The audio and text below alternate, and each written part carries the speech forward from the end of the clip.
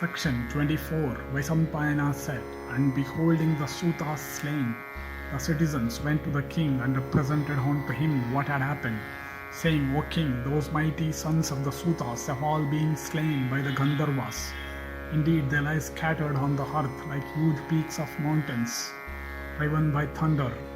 Sairindri also, having been set free, returned to thy palace in the city. Alas, O king, if Sairindri cometh, thy entire kingdom will be endangered. Sairindri is endued with great beauty, the Gandharvas also here exceedingly powerful. Men again, without a doubt, are naturally sexual.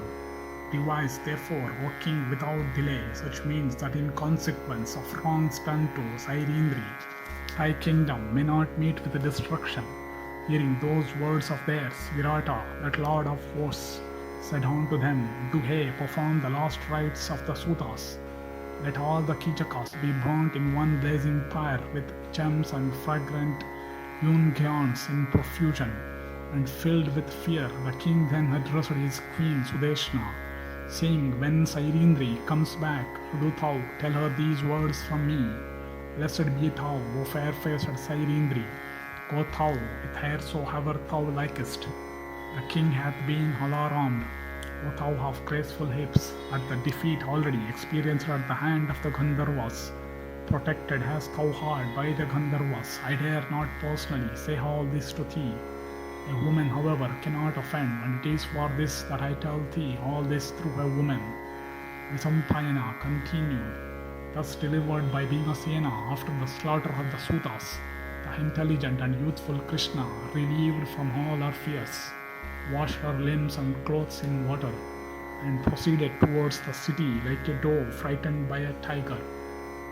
And beholding her, the citizens, O king, afflicted with the fear of the Gandharvas, fled in all directions, and some of them went so far as to shut their eyes.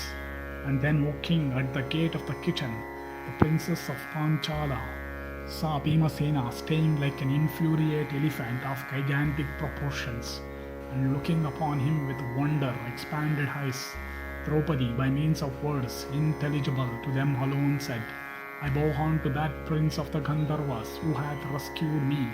At these words of her, Bhima said, hearing these words of hers in obedience, to whom those persons were hitherto living in the city, they will henceforth range here, regarding themselves as freed from the debt.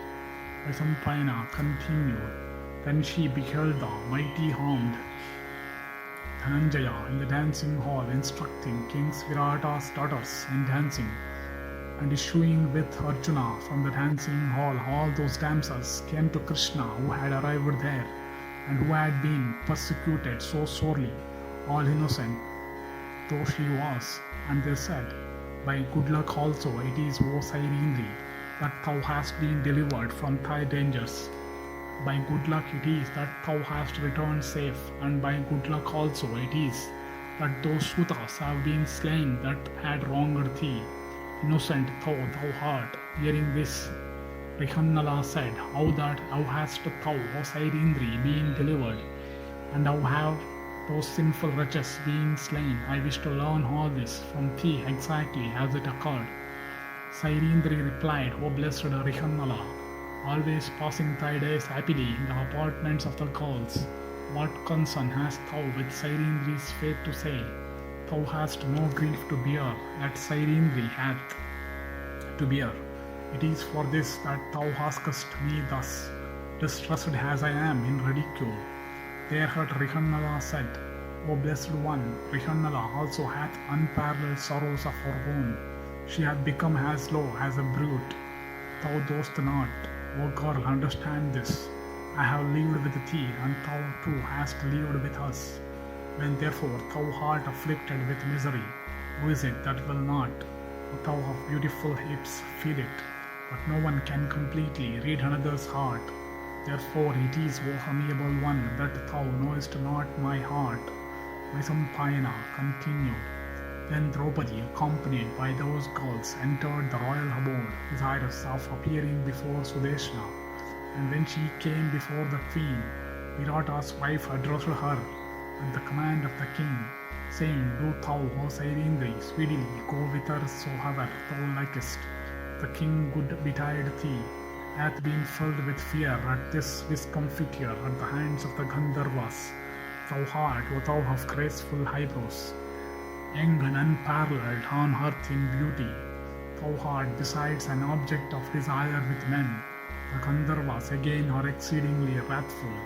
There had Sairindri said, O beauteous lady, let the king suffer me to live here for only 13 days more. Without doubt, the Gandharvas also will be highly obliged at this. They will then convey me hence and do what would be agreeable to Virata.